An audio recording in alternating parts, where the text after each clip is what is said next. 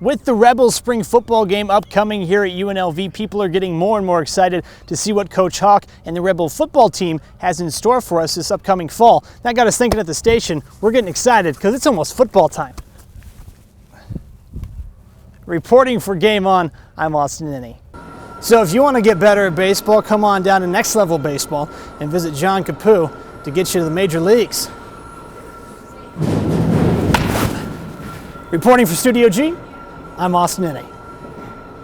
That's right, guys. As you see behind me, the Thomas & Mack Center quiet for now, but tomorrow it'll be hustling and bustling as the Mountain West tournament gets underway at the Thomas & Mack Center. Number 3 UNLV against number 6 Air Force coming at you tomorrow live from the Thomas & Mack. Reporting for Studio G, I'm Austin Enney. With the success the Colorado Rapids and Chivas USA has brought to Sanborn Stadium, hope still remains that one day Las Vegas may have a professional soccer team. Reporting from Sanborn Stadium, Austin Enney, Game On.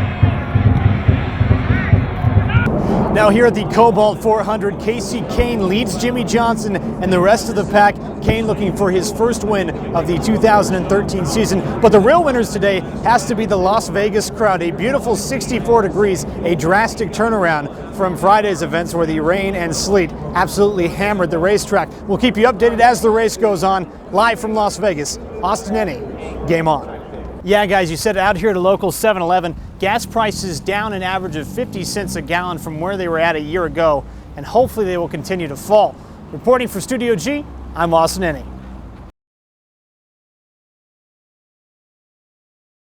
Around the Las Vegas community, many local animal shelters are trying to find owners for loving and caring cats and dogs. Homeward Bound is just one example of many here in the Valley that has partnered with retail giant PetSmart to help create forever families. President and founder Jean Wickerham tells us more.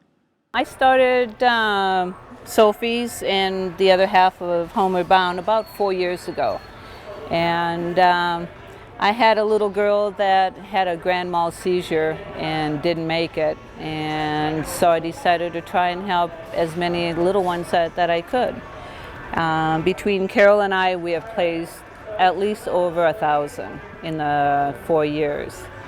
And as you see, I have a lot of 3-month-olds and 5-month-old puppies. It was amazing. I'm so glad that I didn't chicken out and actually did it.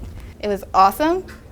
Rave reviews aplenty for first-time flyers at Vegas Indoor Skydiving. This local attraction allows adventure seekers the opportunity to skydive within the friendly confines of a wind tunnel. Head flight instructor Rob Grills explains the whole process. Okay, well, what we do here is we simulate the free fall aspect of skydiving. So what you do pretty much is you get inside of a wind tunnel and you float on a cushion of air. Now, the biggest difference between indoor skydiving and real skydiving is the amount of surface area that you have to fly over. So there's a 12-foot circumference of wind inside of our tunnel, and that's what you need to learn to balance over. In real skydiving, everywhere is lift. So when you're falling from a plane, you're not necessarily staying in one direct path down to the ground. You're usually tracking forward or backward ever so slightly. And while it may not be as dangerous as actual skydiving, the staff makes sure all participants are trained in safety before they take to the pseudo skies.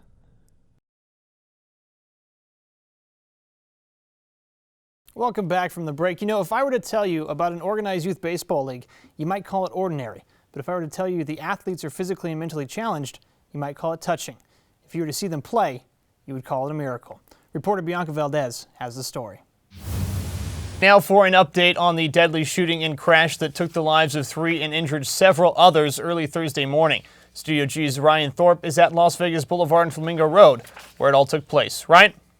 And Marcus, really UNLV football season coming up, a lot of expectations, especially after a year like last year where we lose to a D2 school, now having to come back and try to compete this upcoming year. Yeah, it's going to be a big year for Coach Houck and the Rebels, and having a personal relationship with Coach, I know he's prepared for it. He's excited about it, and a couple of new coaches on staff this year, including his younger brother, Tim Houck, who spent a number of years in the NFL. So a lot of things, a lot of positives to look forward to this season as well. Hopefully they have a big year. Exactly. Well, time now for a quick break, but when we get back, Marcus sits down with Sin City Boot Camp founders Trevor and Josh. Stay tuned. All right, you guys want to show me some moves here? We're going to get some dancing going. Yeah, absolutely. All We're right. going to show you a cheer. Now, don't take this. This is my first time, so if I'm terrible, just relax. Yeah. No worries. You're going to Okay, be great at good. this, okay? All right. So you're going to start, this is a half T. Your right arm's in a half T. Half T, okay. And your left arm is in a T right here. And you've got fists, okay? Fists, okay, Yeah. not And just you're going to straight arms. say, well, we'll just teach you the dance moves first. Okay. It just goes here. Okay, Then it switches. switch.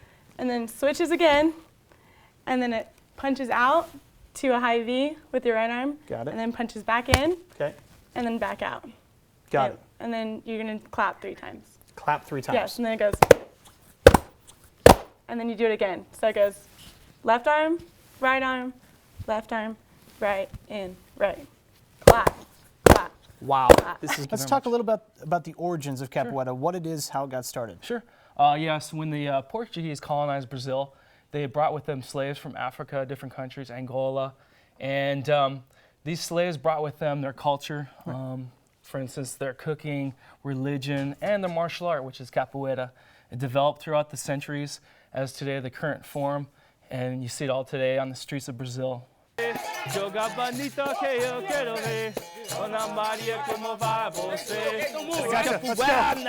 time. Be brave. This is so scary, just let you know at home right now. This is so scary. Hello and welcome back from the break. I'm Austin Enney with your weather forecast for today. If you take a look outside right now, currently 53 degrees, very comfortable, and the winds are actually calm for a change. That's nice to see here in Las Vegas. If we take a look at the almanac, just a little bit below our average this time of the year, 66 degrees the average. We will get up, however. A little bit more on that coming up in the 7-day outlook. If we take a look at temperatures around the great state of Nevada, 32 degrees up at Eureka, kind of chilly, but that's what you have to expect, especially up north. Comfortable 42 in Tonopah, and then obviously down in Mercury, 52 degrees. Now, if we shift gears a little bit and take a look at the National Doppler radar across the nation, Winter Storm Rocky still pounding the Northeast. Finally, in sports news today, the WNBA draft took place last night. It came as no shock that Baylor's Brittany Griner was selected #1 overall by the Phoenix Mercury. The 22-year-old averaged 23 points and 9 rebounds per game during her senior season at Baylor.